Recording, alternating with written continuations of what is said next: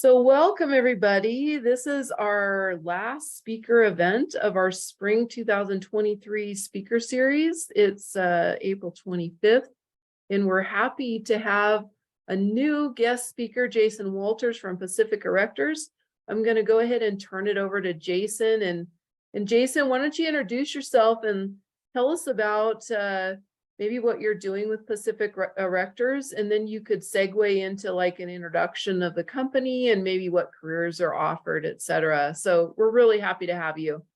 Okay, thank you for having me. I'd like to start off with Kenny, congratulations by being on the good side. All the rest of you are on the dark side, being with the big generals. So being with a sub is it's definitely a fun, interesting thing, but no, all jokes aside, you guys are all going to work for really good companies and you guys will all learn a lot of valuable stuff. So congrats on all your internships.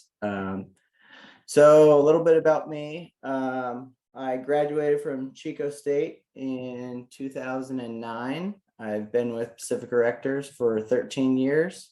I interned with them my junior year going into senior year. And luckily enough, I was able to get brought on full time and haven't had an opportunity to leave because it's been such a wonderful experience. So we are not to get into the weeds too much before we get into the presentation, but we are a subcontractor that specializes in metal decking and architectural siding. And I guess from there we should segue into my presentation. So.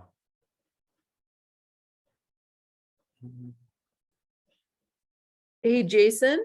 Yes. There's a couple things that I hope that you might maybe say, or I could ask some questions. And those of you, Sure. before you segues into the presentation, maybe you have some questions as well. Okay. And so, like, for example, like maybe you could describe like where Pacific Erectors, does their work, and maybe some of the projects that you've been working on, for Pacific Erectors. Because one, I don't know where you guys are at. I know that I think you've been in the Bay Area because I've worked in the Bay Area, but if you could tell us a little bit about that, I think all of us would find it interesting. Of course. So, and it will be part of my presentation a little later on, but we started out in Hayward, California, which is Northern California, and we moved to Rockham, which is just like 20 minutes east of Sacramento. Like I said, we specialize in exterior siding, and we have what we like to think is a niche in the hospital and high-rise industry. We started out in the metal decking industry when we first started with our company, and we've done probably 75% of the high rises in the San Francisco area. We do anything from our very first architectural job was a bocce ball court, and now you guys will see in our presentation that we've done some pretty exciting projects over the last I'd say now they've been probably 12 years that they're really neat. I like to say once in a lifetime opportunities, but it seems like every year a new one comes up where we either get it or we don't get it. So it's been a really fun ride for the first 13 years. And it's been, I don't have any bad things to say about any companies I've worked with, whether they're generals or not, but I really feel like we have a very good thing going with our company. So awesome, Jason. So I'll let you go into your presentation now. Okay. Sorry for diverging. No, yeah.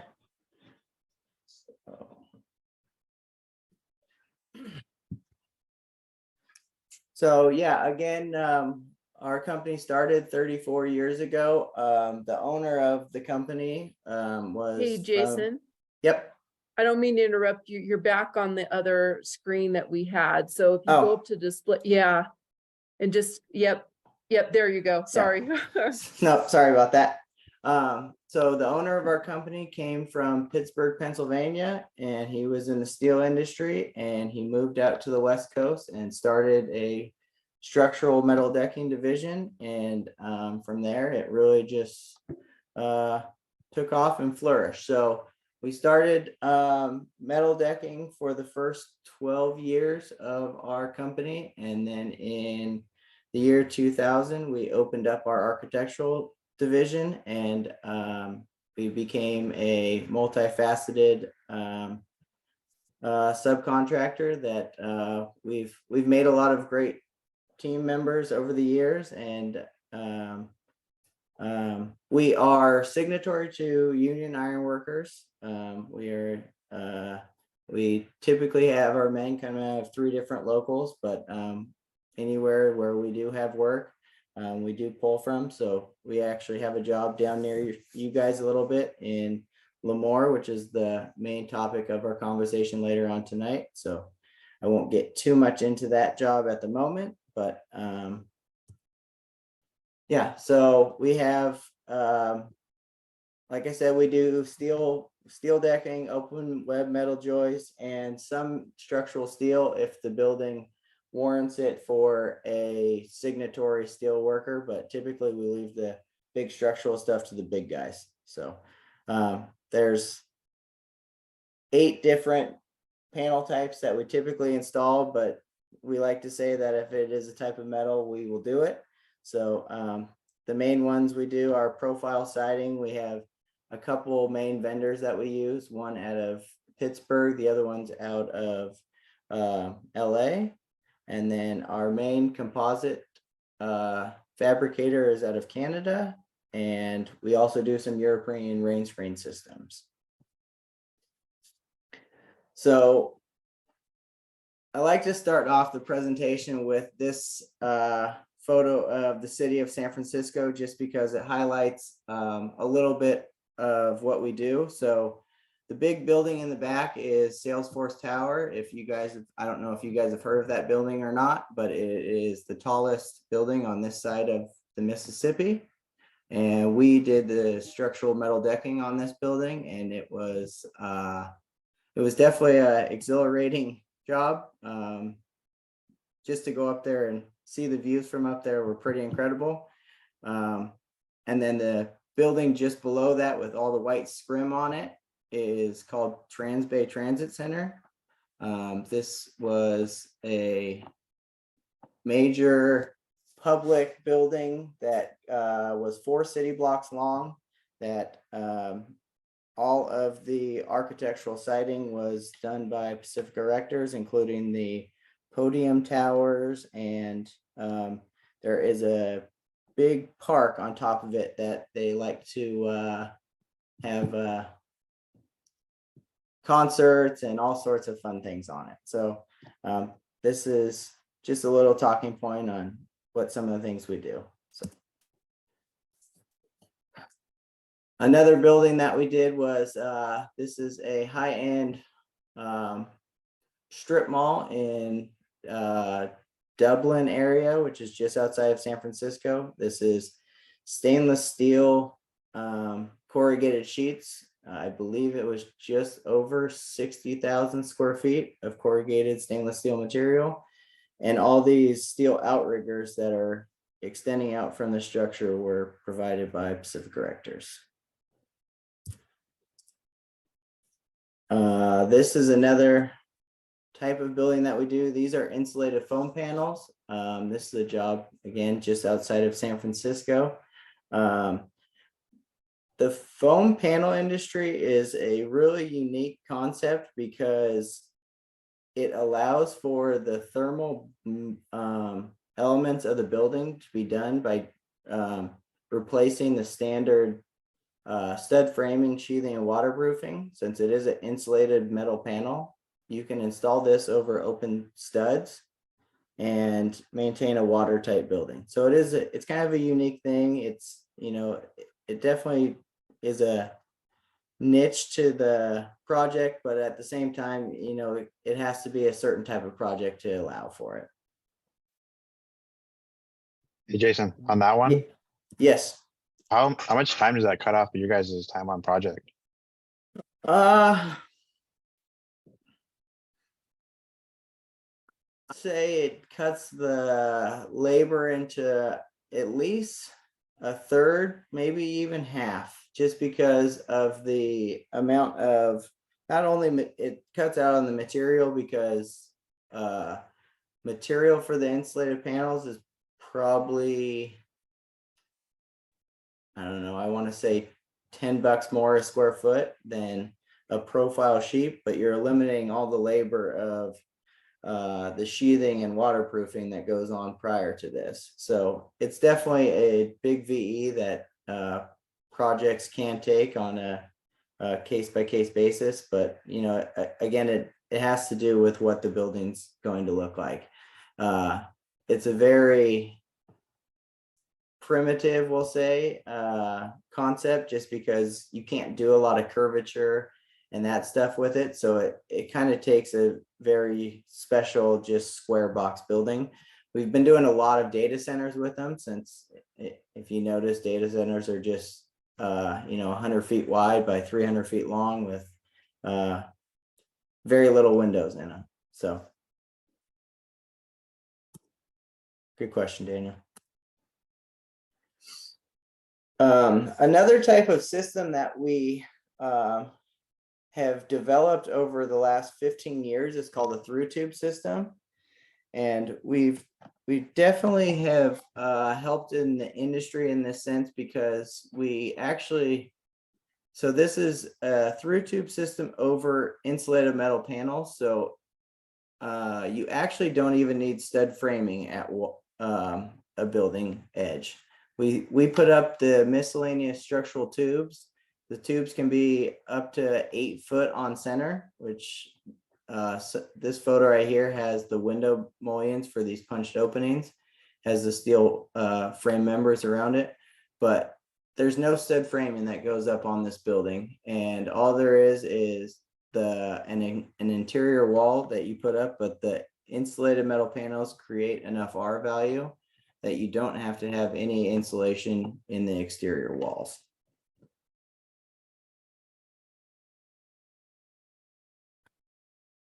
This is a hospital in Yuba City, which is just east of Sacramento. These are some composite panels and, again, insulated foam panels that we installed on this project. So this is just our standard waterproof single profile with mineral wool insulation that can create a R16 R value for the exterior of a building. This job right here was done in the city of San Francisco, and it just shows what kind of things you can do with metal these days. So the actual wall plane of this building was all just flat wall, and all these panels were created with these horizontal bends in them to create the in and out motion of this. So you didn't have to have the base wall material done to that concept.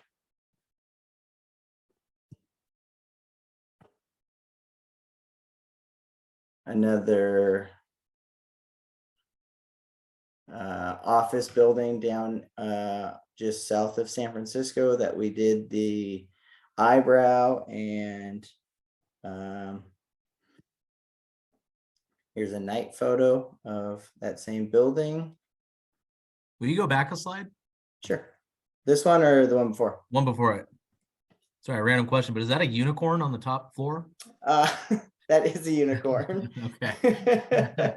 Just noticed that. It's all part of your panels, is it? Yeah. Am I missing something? Where's the unicorn? What was that? Right on the center top floor. It's a little like a horse, like a unicorn. So Yeah. sorry, I didn't mean Oh. to distract her, pull it away. I just want to make was sure I like, saw what I saw. What's he talking about?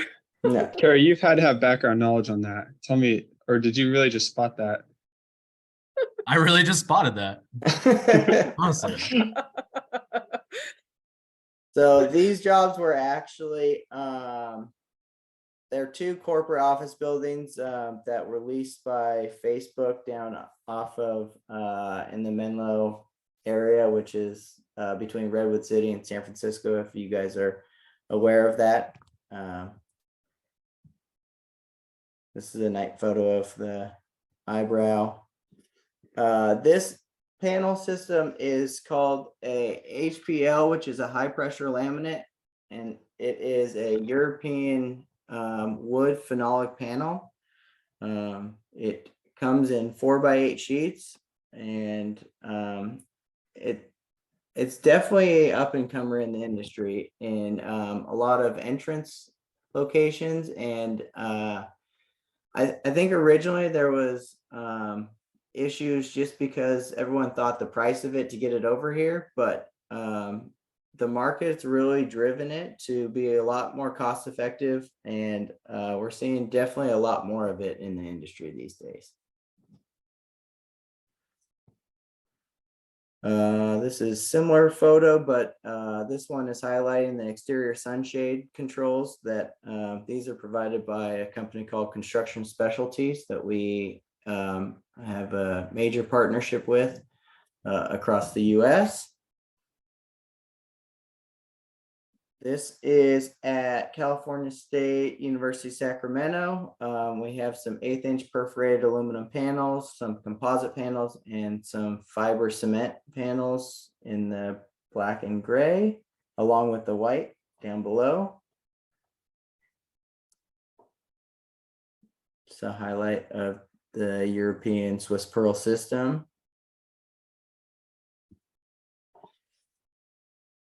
This is San Jose Airport with some curved perforated panels that was a Hensel Phelps job that we did about 12 years ago. We did the entire concourse. So going back to that very first photo of the skyscraper and that 4-city block, these are the panels on Transbay Transit Center. This orange color was a custom color created strictly by the city of San Francisco. It got discontinued about 3/4 of the way through the project. So now we like to tell people we have about 12 of these panels that are extra, and they are gold because you literally cannot make this color anymore. So I thought it was a pretty interesting dynamic for what we have. We've also have some stainless steel panels that we installed on elevator runways.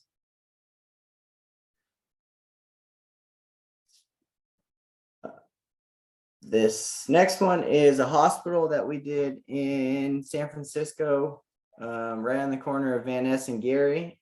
We installed about 160,000 square feet of metal panels on this project. It was a lean building, first in the world. I think we started designing this project in 2010, and we didn't start construction on it until 2016. We were in it from the beginning, and it was definitely one of our, I like to say, special projects. In the driveway of this hospital, we have a panel system called Ombre, and it's produced by a company, our metal panel manufacturer in Vancouver. And what it is a perforated panel that it bends the perforated into to create the pixels of whatever photo you want. So we can take a CAD file from an architect or a photo of whatever they want, whether it's trees or lightning or anything in the world. And we can take the panel and pixelate it enough to show this. So in the downtown pull-in of this entrance is the city of San Francisco bay all the way across this, I think it was 140 feet long. And if you look at it one way versus the other, it shows different images.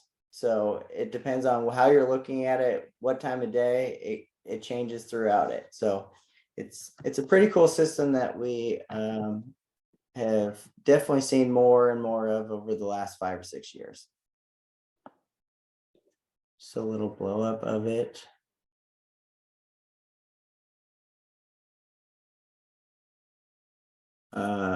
This job was the FAA control tower at San Francisco Airport.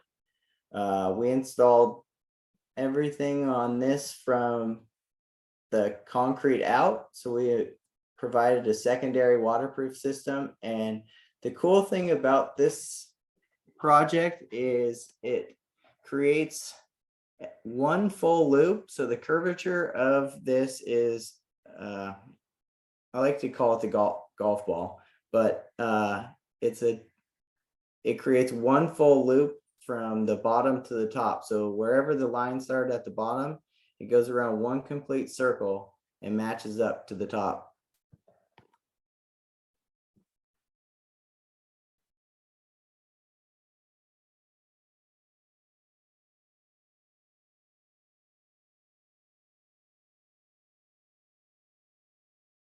And then this was a fun little project that we did last year, and we matched up with an architect down in the San Francisco area where we did labor only. So an architect had this vision of creating these scale-like units and wrapping up I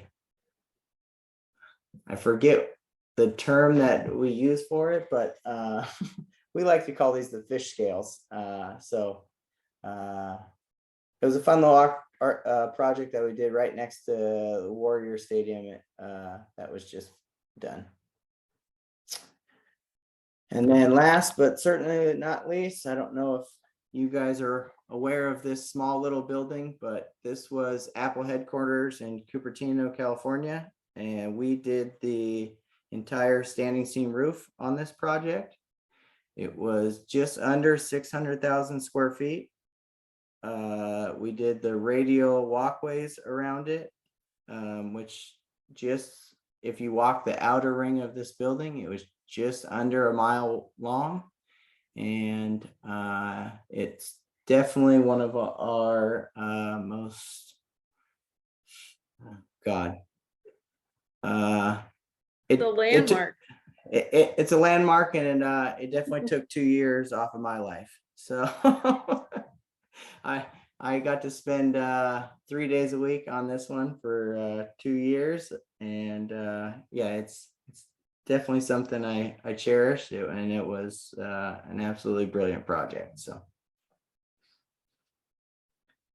These pictures are really awesome, Jason. It's like going on a little field site walk. So we really appreciate them.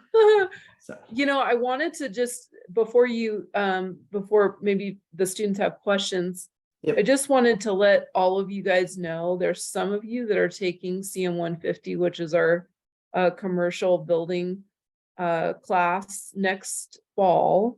I know that because I saw you guys on the roster. There's a lot. We do scopes of work in that class where you guys have to go out and do presentations and such on different scopes of work. And so this scope is a very interesting scope. So make sure you take some notes on this. And Jason, maybe we can rope you into coming back and speaking maybe at that class too. So of course. yeah. So you guys have any questions?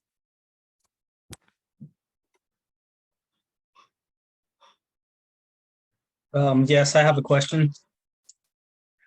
So looking at some of the panels that were like on the high-rise buildings, do you guys just go by the like safety programs that the GC implements, or do you guys have your additional safety controls plus whatever they have?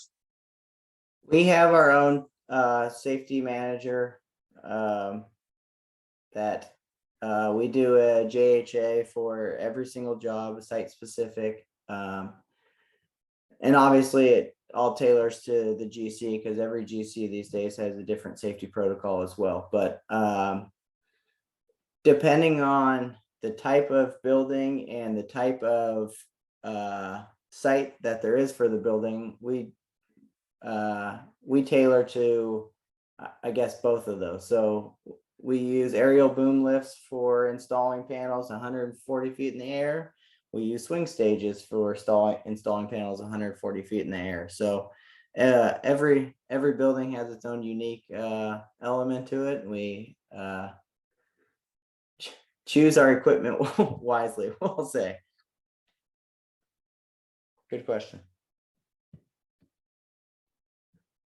Jason, I have a question. Sure. So in terms of procurement, Yes.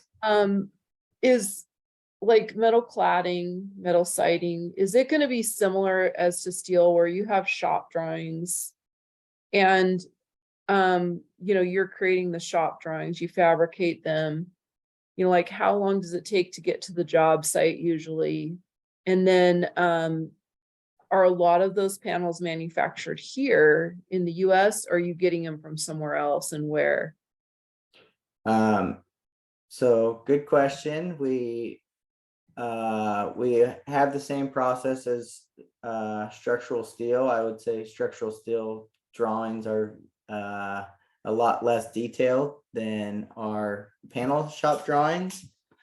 We aren't a fabricator of panels, so we are strictly an installer. We can fabricate panels if we need to, but we definitely don't make money doing it. And if we aren't making money, that means we're charging someone else more money. So we always tell people that we will give you drawings to within a 1/16 of an inch. And if you can frame it to that, we can build it. So our main fabricator for composite panels is in Canada, as I spoke previously. And then our main profile panels are coming either out of, we have a company in Missouri, we have a company in Pittsburgh, and we have a company in California. And those are kind of our three main fabricators of panels at the moment. And then of course, we have our European friends who, the lead times for European products is about 22 weeks. The lead time for composite panels and profile is about 12 weeks from approval. And the 12 weeks is for the stuff that's in North America. Yes. Okay. And do these panels, this will kind of get into like the 150 stuff, I think. Do Yep. these panels come, you know, singularly? Or are they coming in like groups of pieces? How are they fabricated? So every panel has its own mark number. So we can definitely get into the weeds as much as you guys want, and I can show you guys examples of some shop drawings if we want to look at them. But every panel has its own mark number for our guys in the field. So once they get the drawings come with, let's say one sheet has 70 different panels on it. Each panel has its own mark number, and those mark numbers are tied to a crate, and they're shipped on 53-foot flatbeds, and we ship them, let's say 300 panels at a time. Do you guys want to see the shop drawings? Yep. Tomas says yes. I'm Keith down says if you have yes. them. Yeah. I can show you real quick. I'll show you the Tachi Palace shop drawing, since that's the one we're going to look at. It's kind of, you have your shop drawings and you have your, fabrication erection drawings, right? Is that where you get your crate numbers and everything on where Yep. your installation?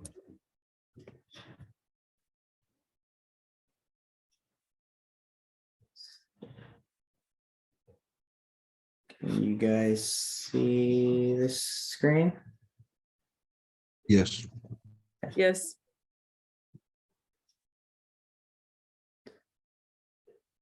So let me show you just the quick rendering of the Tachi Palace. So this is in Lemoore, California, kind of close to you guys. So what we have on this project is these aluminum steel frames, these curved radius frames that run up the building. And then we have a giant metal porte cochere, and then we have panels all up across the, I guess I draw on this? Yeah, I can.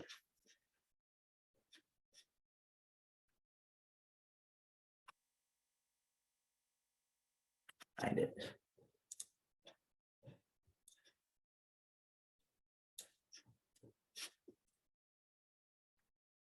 So we have these panels that run across the top here. These ones that are running up this surface here, and then we have these panels across this face. So the shop drawings come out, they show where our panel attachments happen on all the panels. The panels come with an extrusion attached to the panel. And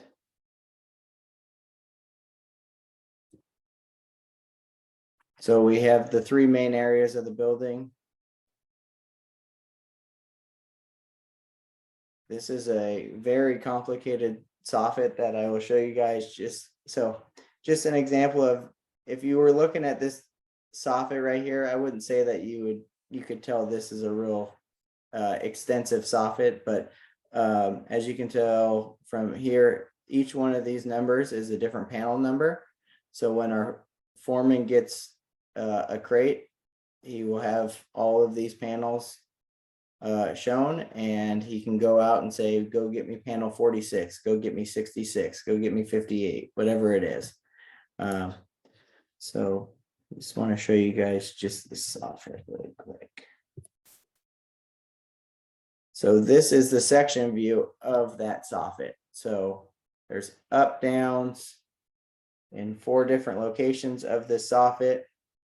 And it's curved on a radius. So it's definitely a interesting project from that aspect of it. If you guys have the ability to go out there, I would highly recommend to see it. But so this is those curved radius columns that you guys were seeing in that rendering. We have metal panels that run all the way up these at the hatched areas, and then in between, what's not shown in this is we have some exterior louver blades that are shown where these X's are, that are installed between the steel outriggers.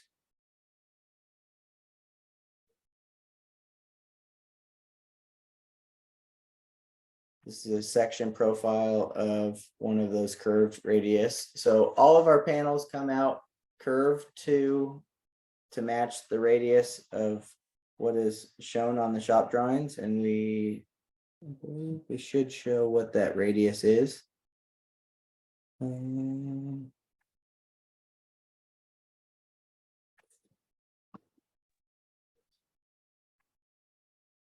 Again, each one of the panels comes out individually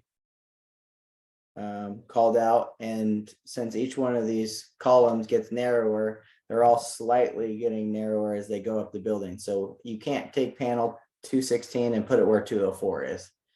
I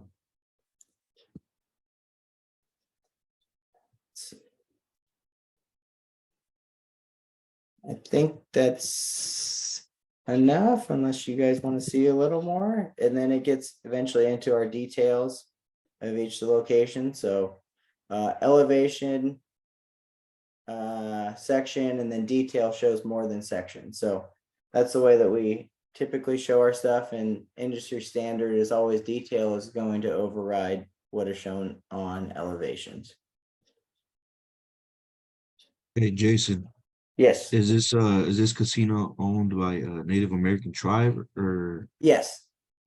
is so they're the ones who, I'm sure you guys are the subs, so they get in contact with someone else, right, to get that job done?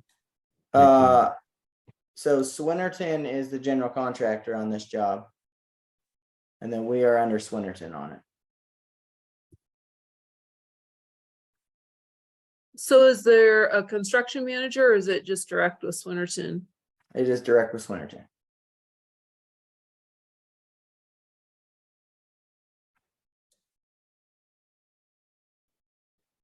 Jason, one question I kind of had looking at this project was, it kind of jogged my memory from one of the projects I was on this summer, where it had a curved roof, and the sub that was installing the roof insisted that they were going to come and roll out their panels on site. Mhm. Is that how you're going to do it on this job, or are you going to pre-manufacture those? We pre-manufacture them, but depending on so roofs are a little bit different in the fact of you can get a curved roll former that can come out on site. We were actually going to do that on Apple, and then we ended up not. We actually made everything prior to as well, but we have had a couple projects where we roll formed on site. But that is a good question. In this rendering, did you have to make accommodations in your paneling for the Tachi signage and all the illumination that goes along with that, or is that just part of the rendering? No, we did have to. The other part that didn't help was we had to leave out some of our stuff because the sign was it's a pretty big sign, and they had to have 2 cranes to hoist it, and the pick points had to happen through the sunshades that run through the backside of it. So there was definitely some working sessions on how we could get this sign in place and when was the right time to do it. So Gotcha. good question.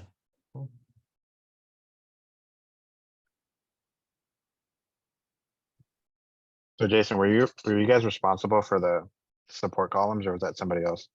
That was somebody else. We did have to add some structural steel to the top of the columns for where the like light blue is showing up top there. So we had forget what it was even called now, a light extension base. So all of the columns running the 85 feet of it are wood grain pattern, and then the last 10 feet of it is a bright silver. So it's an architectural feature that they wanted to come outside of the column itself, that we had to add the miscellaneous steel to that. And Jason, for sequencing, like coordination out on site, are you usually brought in with structural steel or after structural steel? And like how does the sequencing work with the work that you're doing?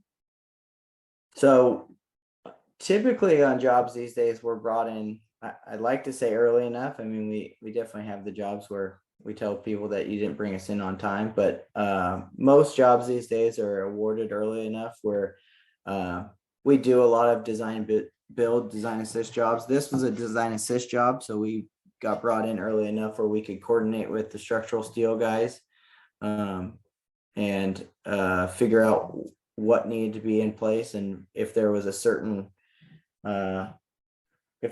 steel that we needed that wasn't shown in the structurals versus shown in the architectural. So we typically have the ability to work with them early on enough.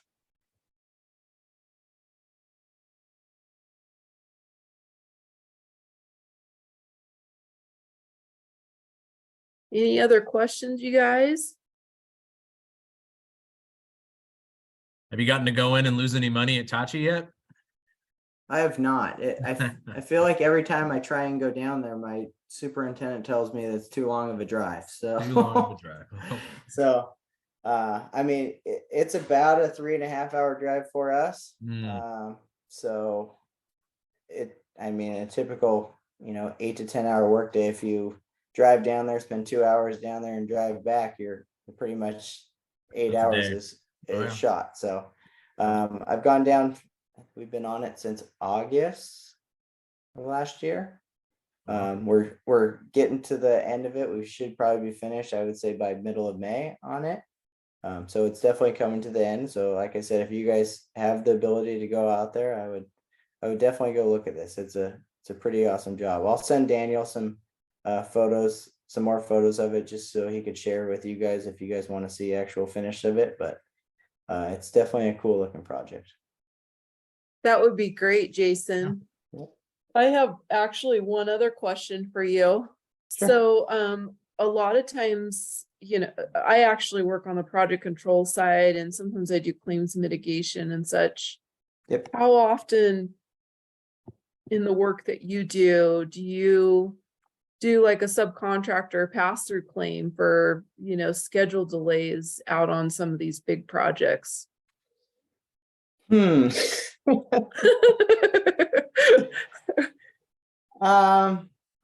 It's not as often as you would think. I mean, the only time we really have issues now, I mean, the world stopped for a couple years, unfortunately, but and owners were a lot more lenient than we expected.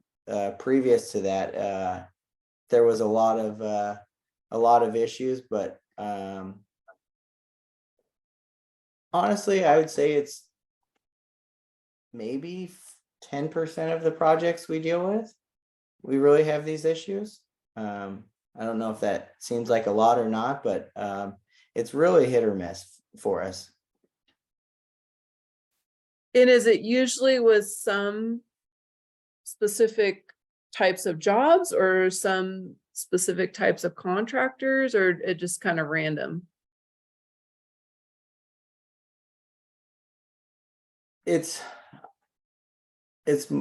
I truly believe it's the owners, and it's Mm. some owners just want, like, on the last couple of buildings that I can think of that we ran into issues, the owner wanted his building built and he didn't even have a tenant to fill the building. He just wanted it done. So like I said, it's hit or miss. We have our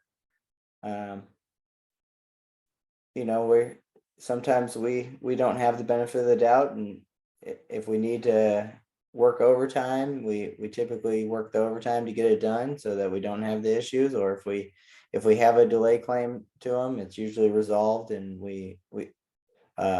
I think we've only, in the 34 years in our company, we've only had 2 lawsuits that we've ever had with the company.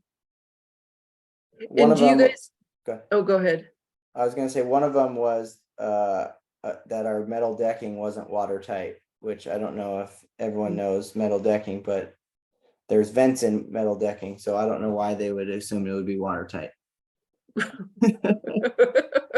And it sounds like you guys do more like private type work than public, or do you do both? We do both.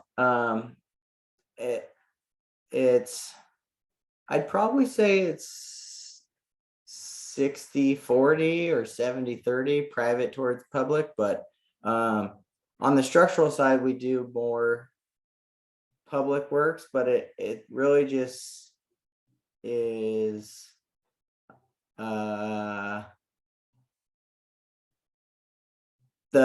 material that we typically install. We have dealer agreements with a lot of them, so we have a couple competitors that we typically are bidding against every job, and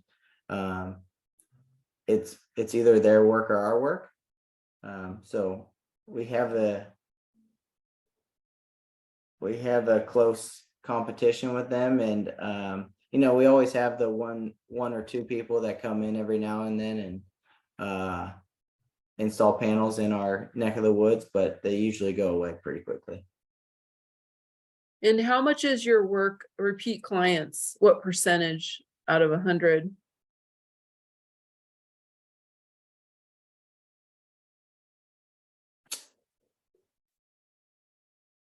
I'd say 70. Yeah, I would have thought it would be pretty high for sure. Interesting.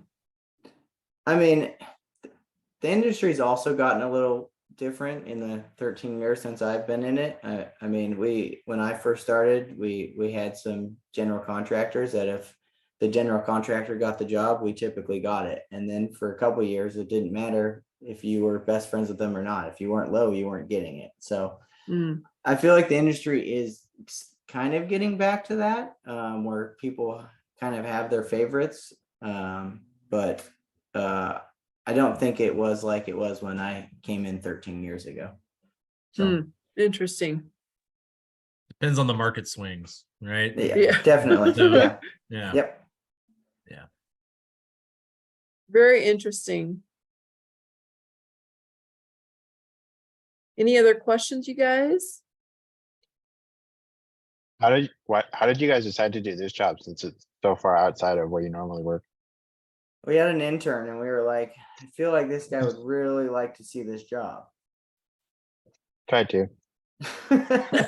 No, honestly, Swinnerton was we've been doing business with Swinnerton for 25 years. They asked us to budget it back in 2018, and I've been working on it budget wise with them until it bid out in 2019, and we were awarded it. So you know, we typically do most of our work in the Bay Area. We will go to Fresno. We've done jobs in LA. For a time in our life, we were in Vegas for about 10 years, when Vegas was booming. We will travel if there's a job big enough, but if it's I'd say probably under 10,000 square feet, 15,000 square feet, it would take a real special job to go somewhere. We have licenses in Oregon and Nevada, and we've done some work in Nevada, but the market up there is we can't compete, unfortunately. Interesting.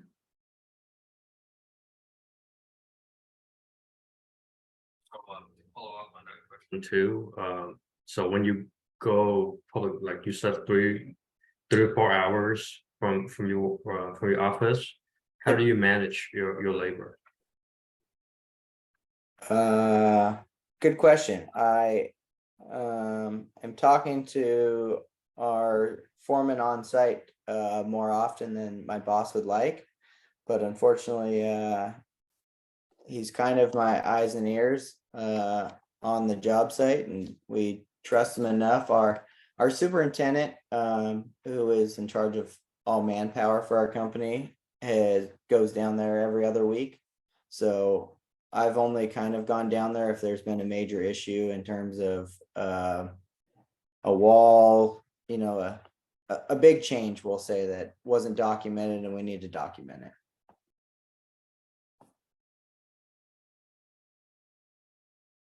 I have a question. So like on your high-rise projects, Yep. that involves a crane, Yep. who gets that crane? I mean, do you and the steel contractor coordinate it, or does the general do that? How does that work? So most of the jobs in San Francisco are tower cranes, and that's typically supplied by the general contractor. If there's a job that for our steel decking side of it, we exclude hoisting of it, and our steel fabricators that we use, or our partners that we typically are doing the work with, always have it included in their work. So we have people on site to rig the decking, but then we use their crane because they're on site doing the steel work anyways. Okay. So Uh, usually your steel contractor? yeah. Okay. Interesting.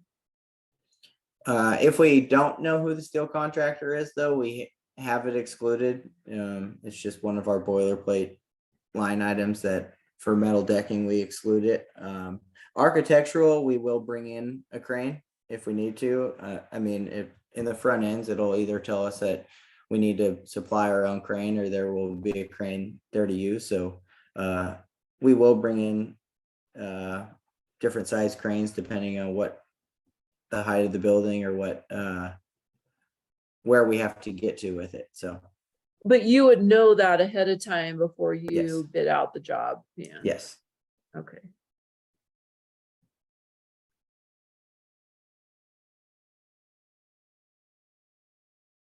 Any other questions, you guys? And Jason, I don't remember. I just want to, in the spirit of time here, we've got about a little less than an hour. You were going to show some tips on how to do takeoffs and stuff, right? Yep. I mean, I can. I'll leave it open to if you guys want to talk more general. I'd love to talk about it. I don't know if we need to, if there's any questions more about the company itself. If Oh, we're, you know, actually, one of those, you might talk a little bit about just like career opportunities that Pacific Erectors has. That's one of the agenda items that we were going to Yep. talk about. Yep. So, as we've been talking, we are on the smaller to middle scale company. We have 7 project managers at the company. We have opportunities for project engineers at the moment. We just hired one recently. We try to get interns every summer, winter break if there is people. So if there's a way to get our name into Fresno State,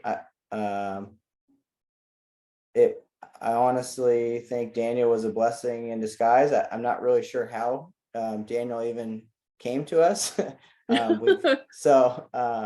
Yeah, I mean, it was a great experience with him. I don't know if there's a way to get into your guys' list, if this is part of the avenue that you guys have. I mean, we have tried to recruit out of all the schools in California. We're interested. So I don't know if there's people that are in Fresno that want to move up this way.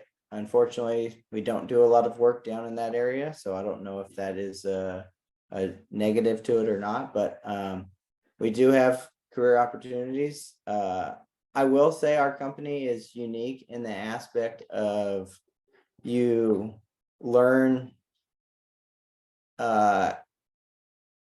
estimating and project management at the same time.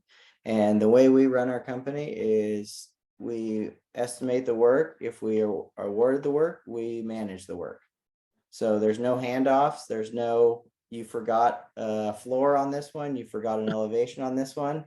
If you messed it up, you messed it up. So I definitely like that about our company, in the fact that there's less turnover on it, but you want to make sure you have a good ratio of jobs in construction versus jobs in design versus jobs you're estimating. So at one time last year, I had 9 jobs going in the field.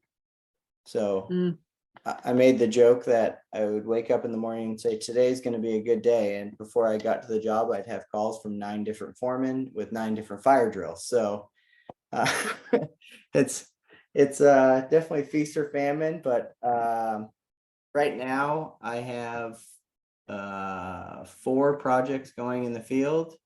I have 5 in design phase, and I have 2 estimates that I'm working on this week. So it's definitely a pretty good ratio I have going right now, and we're all like-minded on it. We definitely don't pick and choose the jobs as seniority. We want everyone to succeed. So the only way to succeed is we all have our equal opportunity. That's awesome, Jason. And one way to get involved is you can actually just call our CM office. I don't know how the others universities do it, but if you call our CM office, they can actually get on our meet and greets and you Okay. can come down and do interviewing and such like that. Okay, I think we do have some subs that come. okay, But this is really a really interesting scope of work, sub. And so I would highly recommend, coming to those. okay. I know Querying does recruit out of this group Mhm. because they're actively working on Bluebeam and such. So I always encourage students to be a part of this group because this is where you're gonna really learn, the meat and potatoes of construction, Mhm. more so than even the classes. Yep. And so this is a great, we'd certainly invite you back again. I know, I teach our commercial building class and I teach it in the fall. And so that's another way, when Okay. you come, you'd have an opportunity to, you know, at least get your information out so that students would send in resumes to you. But I think, I always say that this work, if you want to work on, skyscrapers or any cool buildings, yeah, concrete and steel is fun, but you guys are the ones that do all the aesthetically pleasing work, on the outside. So Yep, on the skin. So yep. I think your work is really interesting and I'm really glad you came. Thank you for having me.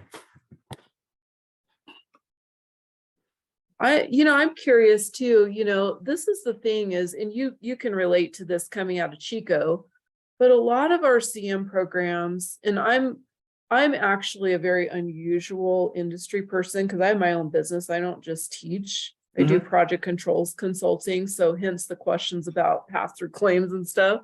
Yep. And so I try and tell the students or tell the teams or tell like this group that you don't have to go through the general contractor route, that sometimes, a better fit for people is working for a CM or a subcontractor or a program manager or owning your own business. And what have you liked about working for a subcontractor versus working for a general contractor? I think that's a great question. I honestly wish that, I feel like when I was in school, I was just like everyone, I wanted to work for one of the big five. I wanted to work for Turner, I wanted to work for, that's what everyone's thinking process is. I think they both have positives. I think it's just what do you want in the job? I feel like GCs know a little about everything. And what I like about ours industry, whether, it could be a electrical subcontractor, it could be what we do, it could be, but we are the experts in it. And we get down into the nitty gritty, where a GC is, they're only as good as their subs. And I hate to say it in a crude term, but if they don't have good subs on the job, they may not learn it. And then they're going to go to the next job and maybe it's the same material, but they didn't learn it. So now they're starting over from scratch again. So it's definitely a fun industry for both sides. I think working for a GC could be fun in the younger years. You have the ability to move around. Some of these GCs will send you to all different parts of the country. And if you're into traveling, I feel like it's a great gig. If you want to stay in a isolated, kind of location, some subcontractor may be a better route for you. The other part that I really enjoy being with a subcontractor is it definitely feels more homey, family like. Our owner came in every day. You could go down and talk to him about baseball or whatever it is, where with a GC, some are strictly just, they want you there to talk about the job and then that's it. So I definitely feel like there is a niche for both sides, and it's what do you want out of it? And I don't think it's bad to do one or the other or both, honestly. Like I said, if I would have done a GC route, would I still have eventually try to get back to a subcontractor? I don't know that answer, but I do feel like it does present you different opinions of how they are.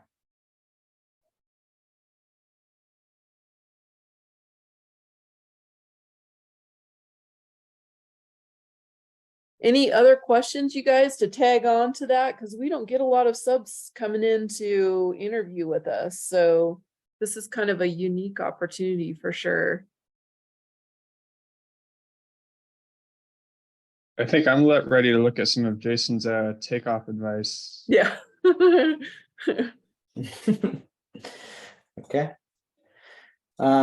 So I apologize for having it all kind of done in advance. I'm gonna re-walk you guys through what I did, but I think a major portion of how we work as a company, like I said, if we're trying to estimate work and budget work and be in the field, and that you don't have 40 hours of a week to just estimate. So we definitely have our internal ways of how we do stuff, but I think Bluebeam has helped in the sense of when I first started, there wasn't a Bluebeam really. It was very primitive, and now with all the different takeoff systems you can do, it really creates a fast, efficient way to get you to your quantities that you need. That if they only need square foot pricing numbers,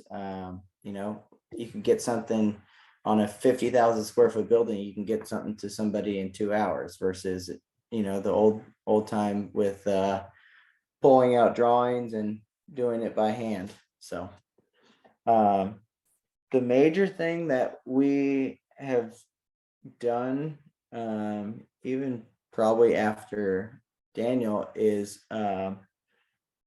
by creating takeoff tools, actual individual takeoff tools based on our different components of it, we have the ability to get our price points to where we think they need to be, just from a budgeting standpoint of it. So it takes a little longer from the beginning of it just to set up our standard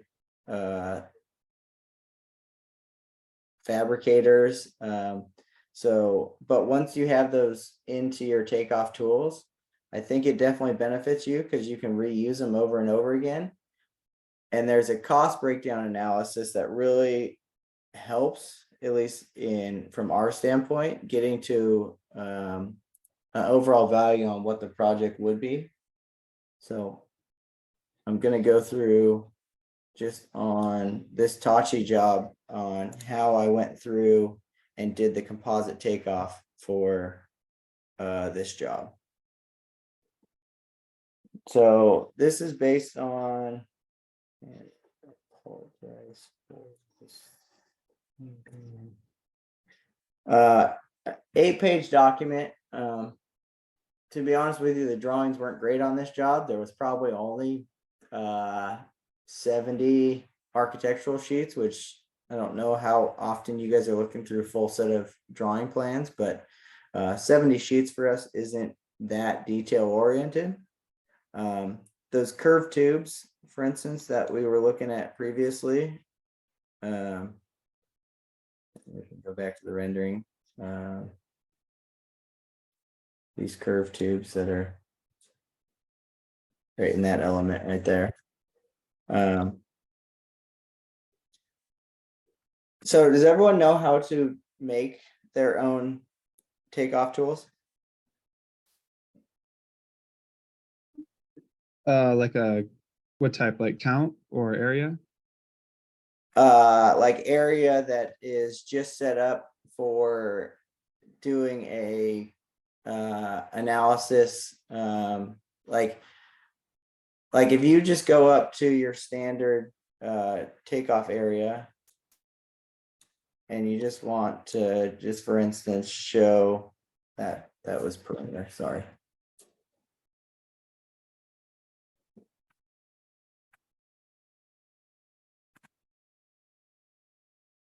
just like a standard square foot area of elevation or anything like that. You just go into that and it gives you your summary column that happens down below here. Right? Right, yeah. Yeah. So by creating your own takeoff tools, and you can create it based on, I don't know if you guys have how detail oriented you guys are getting into your into your projects, but if you have a different, you could set this up for a concrete versus siding versus so like for instance, these are all the different panel types we do. And they're already set up in here. So if I want to do a square foot takeoff on something and it is a profile panel versus a composite panel, as long as I click on that subject line, it's set up in here and it's already broken down on, once that's set up, it provides a cost analysis on how much that just that component costs based on a budget price for us. So we can preset, you can preset up how much a dollar value of your project happens. Even beforehand, we have our standard, let's say this costs $70 a square foot, or this costs $80 a square foot. You can set up your takeoffs with a cost analysis showing it, and you can get to a value on a job in, let's say, like I said, you could do a 50,000 square foot. I believe this project was just under 40,000 square feet of material, and the typical time it would take to do an estimate on that job is probably a week for us to get into the nitty gritty on it. But just to have a ballpark number, and we need to get it out for a budget, by tomorrow.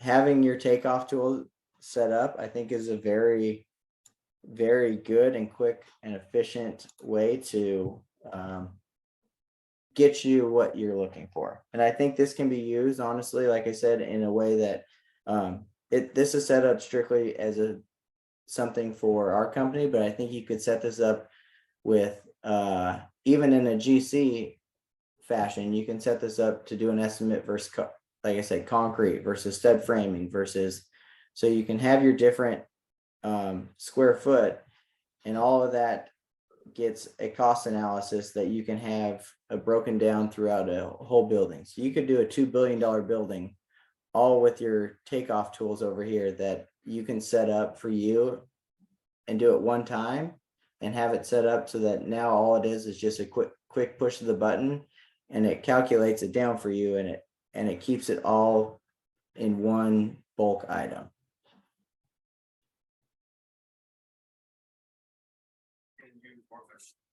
How to do that? What was that?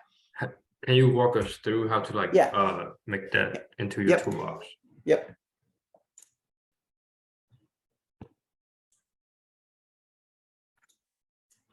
So first thing you do is you click on, so in your toolbox layer over here, you have just your standard, and I think I hid all the other ones. Oh, nope, they're all there. So your standard ones that come up are your architect ones, your contract ones, your clouds, right? Your typicals. But if you go to tool chest and you go to manage tool chest or tool sets,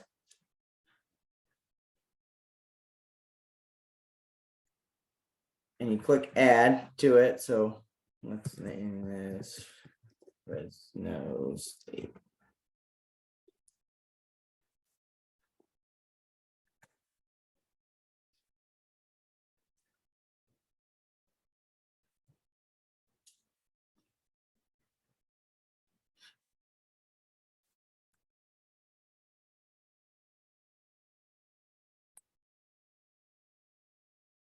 So once you create your tool chest, you grab your, sorry about that, guys. You grab your area location just for talking point on it. And if you right click and go to properties,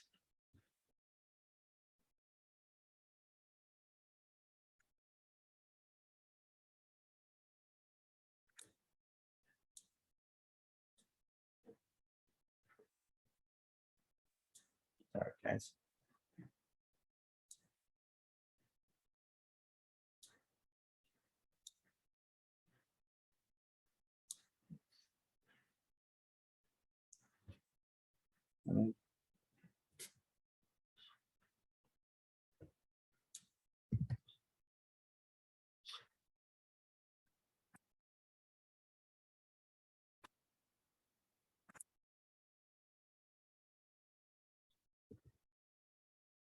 Fortunately, I'm drawing a blank. Hold, please.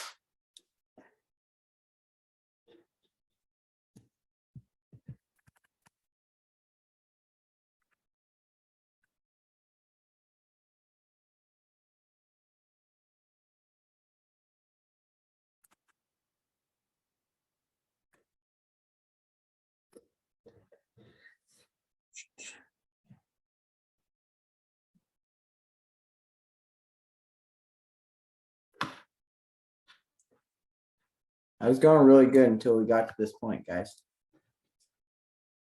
I apologize.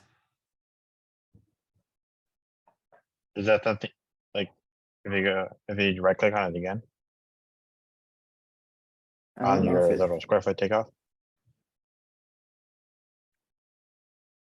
There's like that one that says add to tool chest. Is that it? no, there's something else that.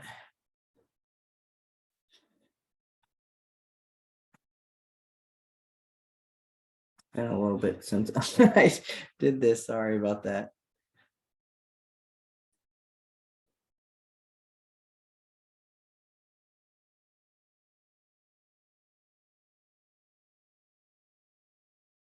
Everything.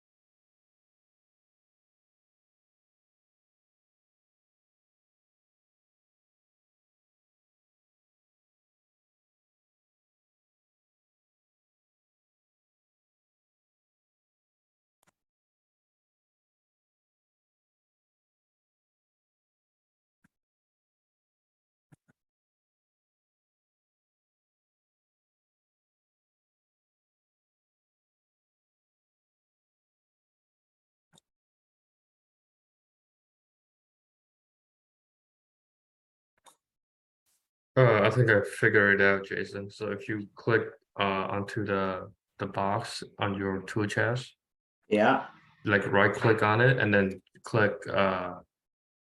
properties mode, like on the tool chest. If you right click on that box that you have under professional state, No, not a setting, but the like the box. mark Oh, of the Yeah. attaboy Keith. yeah, properties, and then you click properties mode at the bottom, and that's it. Like I was like messing around with it. Is that what you're looking for? no, because you have to set up your cost analysis and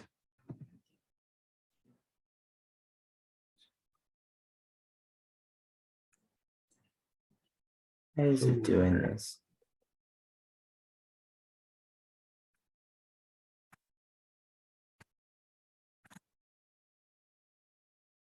I think for the cost analysis, I think we went over that with Troy. What you do is you manage the columns or something like that. Like you add in extra columns under your markup That- list.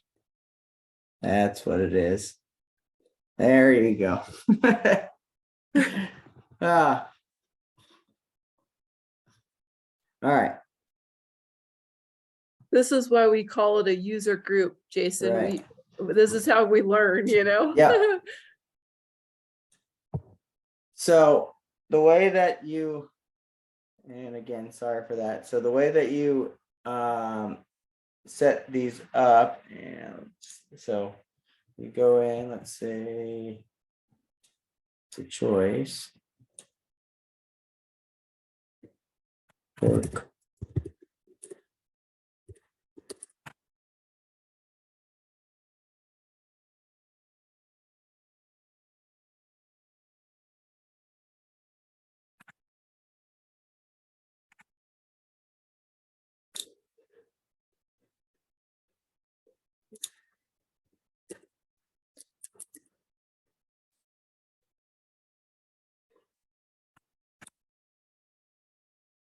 And let's do Neil.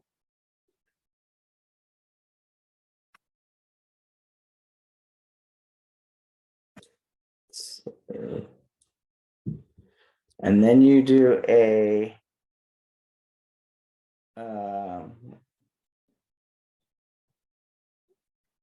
and then let's add a Formula One for, let's say, cost analysis, concrete.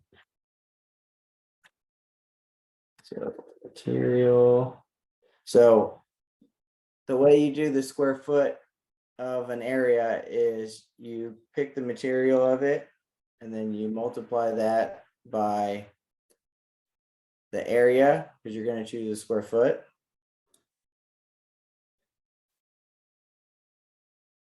Set your accuracy. So,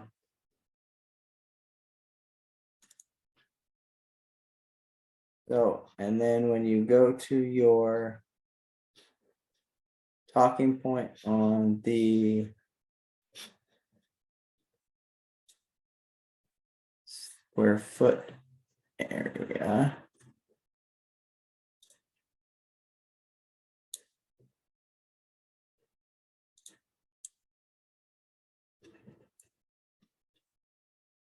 you change the subject line to concrete.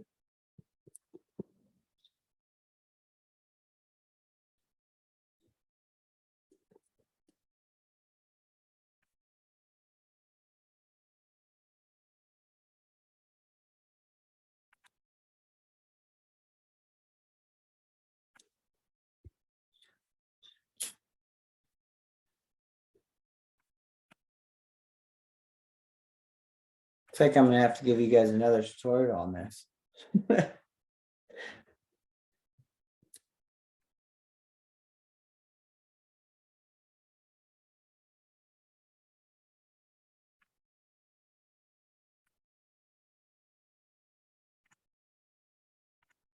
was gonna say, you can go back to what you were doing before if you want, Jason, and Yeah, maybe you can send us a video.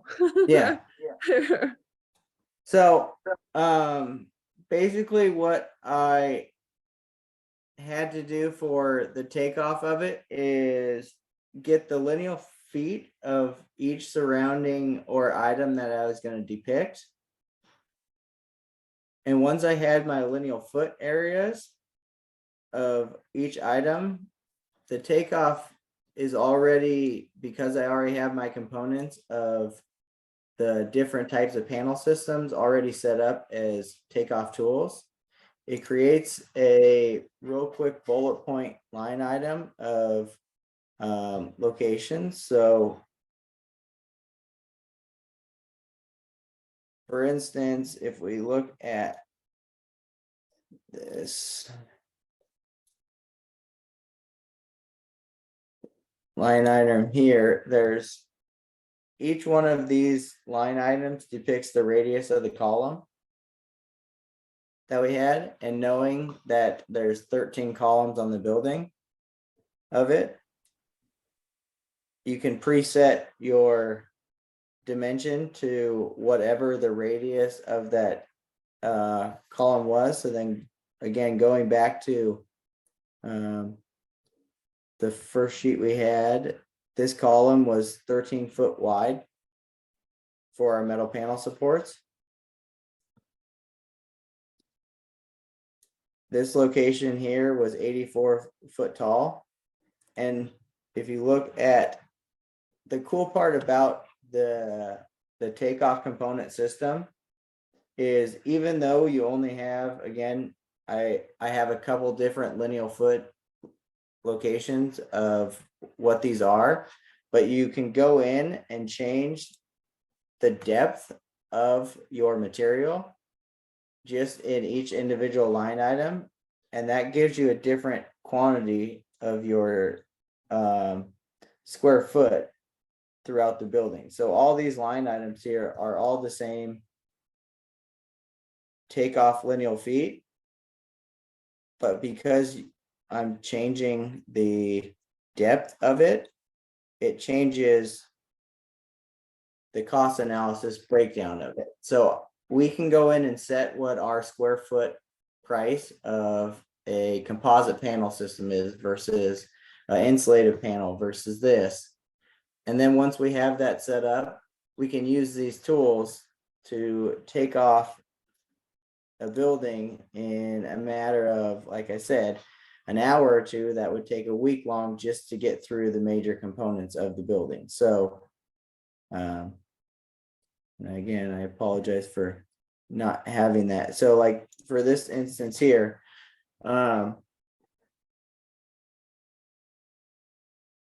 we had metal panels on the soffit location of this big metal component. And then we also had some wraparound components of it at each one of these column locations.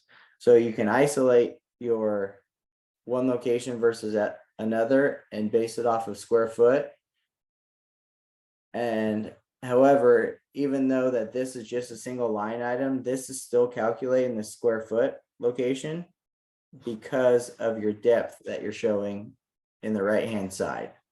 So you're still always quantifying it in a square foot process, which is that's ultimately what we get to, is how much these materials cost at a square foot basis. So even though we show it in a single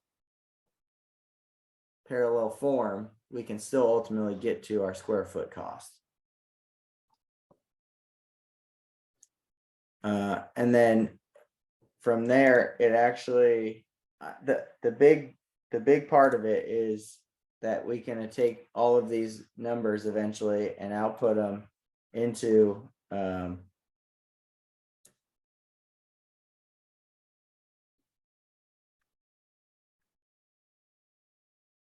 Excel form that we can plug into our actual estimate summary sheets that we have for the project. So you're not having to go in and recalculate re-enter all of your portal entries into it from your takeoff component into your estimate.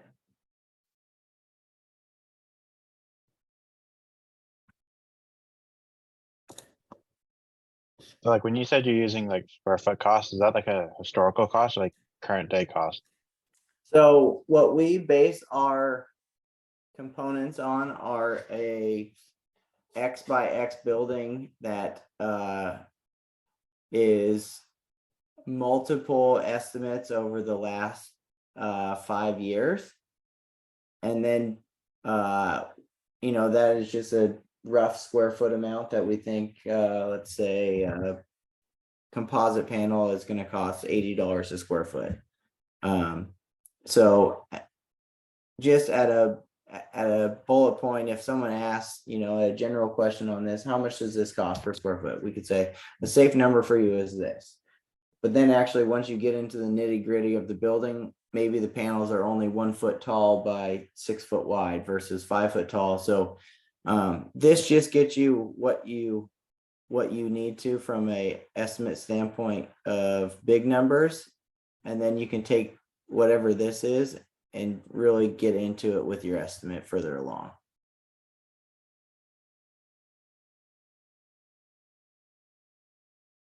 But from a standpoint, from an estimating standpoint, honestly, I mean, the difference in a budget number versus a actual hard number for us, we're not going to be off by more than probably $3 or $4 a square foot, just based on high or low on what we're at right now, just because we know where the market's at in terms of material and we know where it's at with labor. So if there's 100 more panels, than we thought, then it's going to cost, maybe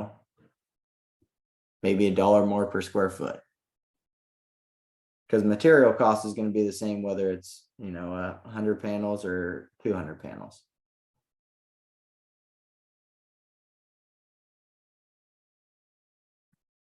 So Jason, say I'm just gonna say like a generic skyscraper building Yep. that's square, you're going up like 25 floors. Yep. And you've got you know, your exterior cladding or your exterior skin that you have to take off, what are some of the components, you know, of a building like that? And are you taking it off, you know, per floor? Or is it just the square footage of the outside of the building? For us for a metal decking job, we will do a square foot takeoff of, I would say probably 2 or 3 floors, just to make sure that the perimeters are not getting smaller, or if there's different hole requirements in the floor slabs versus one versus the other. But if they're all identical, then we'll just multiply it by the number of floors. And then you're taking off by, like, say if you're doing metal deck, you're taking Yep. it off by the number of sheets. Yep. And the sheet size generally, is it like sheathing, or what's the sheet size usually? It can range anywhere. I mean, they have their module sizes, so they're typically either 24, 32, or 36. And then they can be up to 40 feet long. Okay. And so you're always rounding up in case you've got to cut those. Yes. But Okay. then, yeah, I mean, typically the panels run, or this decking runs column to column. So it just depends on if the columns are 24 foot wide, 30 foot wide. And then we can either single span them or double span them. If, you know, let's say they're 16 foot wide, maybe we have 32 foot sheets and we run them across 2 beams. Okay, and then you're just including like a waste factor in there Yep. for things. Okay. Now, what about the exterior? The exterior is taken off by elevation and reflected ceiling plans and details, and it definitely gets into the nitty gritty. So it's that's where I was saying the structural side is a lot more primitive and Straightforward. yeah, it's a lot more commodity item too. So I mean, before the last couple of years, the metal deck suppliers were always, you know, within pennies of each other. So And I'm just curious, like, you know, in our estimating classes, or like say my CM 150 class, if we're doing cladding, like, is there like a checklist that you guys use for, you know, taking off your items? You know, how do you set up your spreadsheets? Like, if you had a newbie coming in from the industry like Daniel or Drew, or, is there recommendations for how you step by step go through taking off cladding? man, I think that's $1 million question.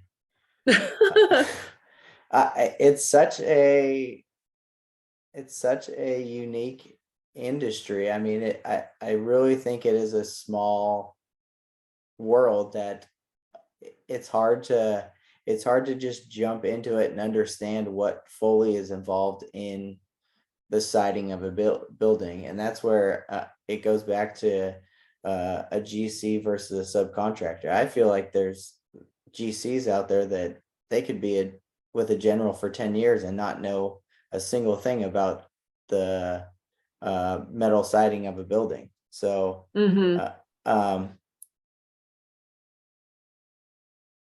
I would And say then yes, they're I was probably gonna say, and then the design is different for every single one too. So it's, you know, Absolutely. you're not gonna build like two skyscrapers in the middle of San Francisco looking the same. They're all gonna be different. Yep. So I would say yes, there probably is. And let me see if we have a just a boilerplate. This is what you should look for in terms of this type or this type. And I'll send that down to you, because I definitely think the more information we get out about our industry, I think will benefit a lot of people, just because, I mean, like you said, I really do enjoy the fact of being able to drive by a building 10, 15 years from now and saying I built that. So I mean Mhm. it's there. It's not like, our metal decking side, what we want them to pour concrete as soon as possible, because the second they pour concrete, we know the work's done. Where for us, I mean, if a panel falls off the building in 4 years, we got to go fix it. So Right. yeah. That would be really helpful. In fact, Yeah. like if you were to come like to our CM 150 class when we actually do the scopes of work, Mhm. so it's something that we wouldn't necessarily need right away, but Okay. maybe in the fall. I mean, it's something Okay. you could let percolate a little bit. Okay. Because it's helpful, like a lot of the students that are here are on competition teams. Yep. And so I don't know if you've gone to Reno Yep. or ABC, but they could get a job like that where they have to take off the exterior cladding. And it may not be that it's something like some of your, intricately designed buildings, but it'd be nice No. to know how to take off, that scope of work. Absolutely. I don't know if any of you students would like to see that, but he may be somebody that we can bring into the 150 class if you're in 150 in the fall. Yeah, I think that'd be cool. He definitely taught me how to get in the markups list, and that's what I'm messing around with now. So I appreciate that. I've been scared of it. Yeah, so Bluebeam oh, is go ahead, Jason. Bluebeam is a tremendous boost to the industry, and it has, it's unfortunate that it's taken this long. But nowadays you don't really see paper anymore on job sites, which is a little weird. And we're definitely even more on the old school. I mean, we still print out all of our drawings for takeoffs and everything. We still hard copy and double check. I mean, Daniel can attest to this, but he still highlighted a million sheets over the summer. So we're still old school as much as we don't want to see it, but Bluebeam has tremendously affected the construction industry in a positive way. So, and That's awesome, Jason. You definitely learn something new every day with it.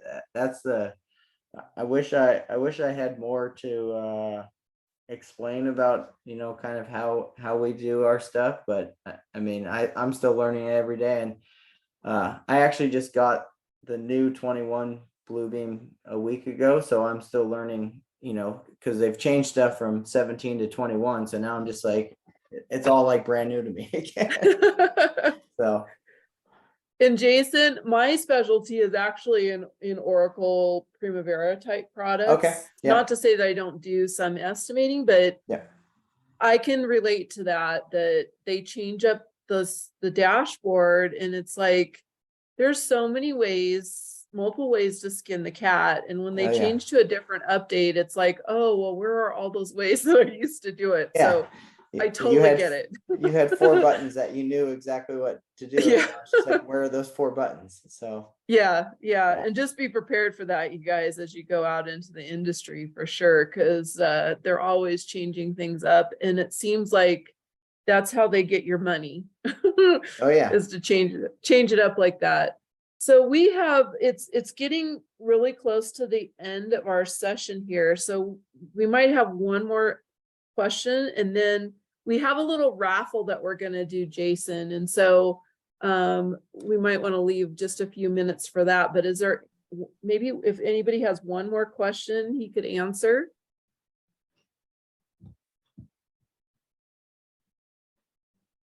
And if you don't have any, that's okay too. So Jason, for those like pixelated like metal panels, what's the lead time on that?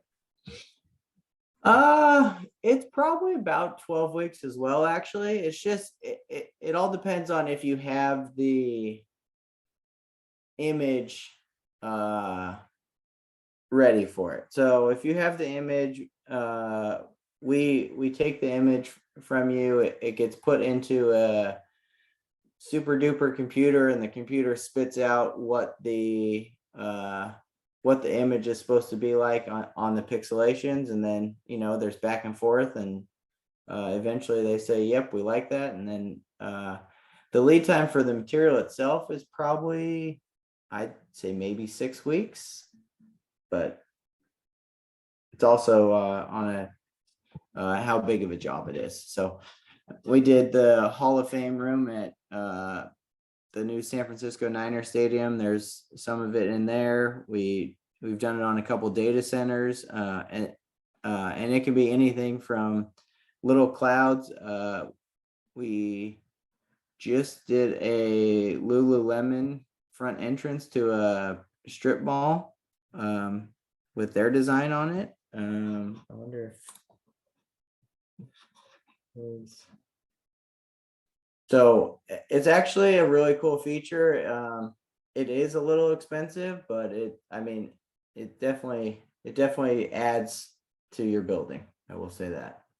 And how much was the Lululemon frontage space? How much was it? Yeah, About the cost of it, or yeah. how big? So the manufacturer of it got in a contract with Lululemon. So this was the first one in a, I guess, not stereotype, but what's the word I'm looking for? This is the first of like 100 contracts with them, or 100 different buildings. So it wasn't too expensive. I want to say it was probably around maybe 60 grand. Oh, I would have expected it to be more than that. Yeah, so Interesting. like I said, it wasn't crazy. I would have thought it would have been more too. So it wasn't. And I wanted to find it if I could really quick.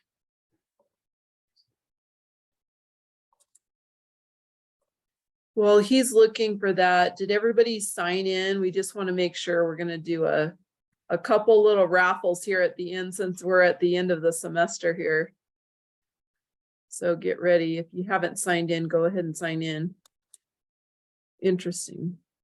There.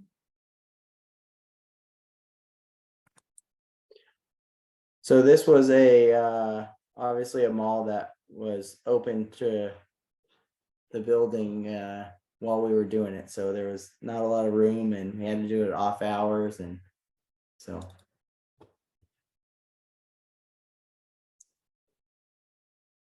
So can you guys see my screen right now? Uh-huh. Yeah. Yeah. So the white was where they had their extensions for their actual signage to come out of it. So. And where was that located? San Francisco? This one, I think Walnut Creek, I believe, actually. Oh, okay. Oh, and there it is with the sign. Interesting. Very cool. And that's all just based on the angle of how it gets punched out. Yep. Yeah, So, very those interesting. Those are all just flat panels with just the pixels punched out slightly different. So looking down that left side over there, those are all just same pixels. Huh. Interesting. Well, this was very fascinating. I know every time I have my 150 class and we do exterior cladding, the students that get that scope of work always say, oh my gosh, it's so much fun, and so but we're always looking for speakers, Jason, on different projects for our bug speaker series. And I know I'm looking for speakers as well in my 150 class. So I would love to have you back. I think the students have agreed here that it'd be really fun to have you back. So, and we're really interested in like kind of the nitty-gritty details of taking off exterior cladding. So maybe you can kind of let that percolate a little bit and see if maybe we can get some of that maybe in the fall for sure. Okay.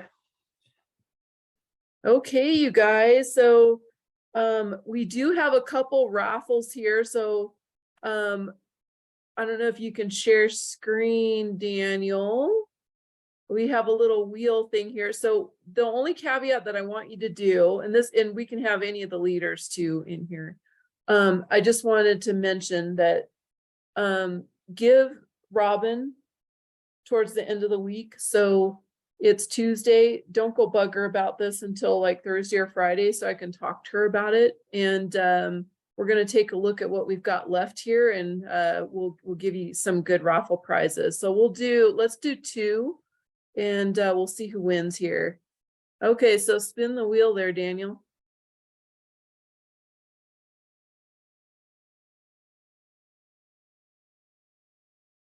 Daniel, you rigged it. Rigged. Right. We'll do it, take 2. We'll do 3. You can be a winner. It's okay, because you brought Jason here. So go ahead, do it 2 more times. Keith, if you could write down who's the winner too. Ray, he had to leave early, but that's okay. We'll give Ray an opportunity too. He needs a pick me up for the week. Awesome. Okay, one more time.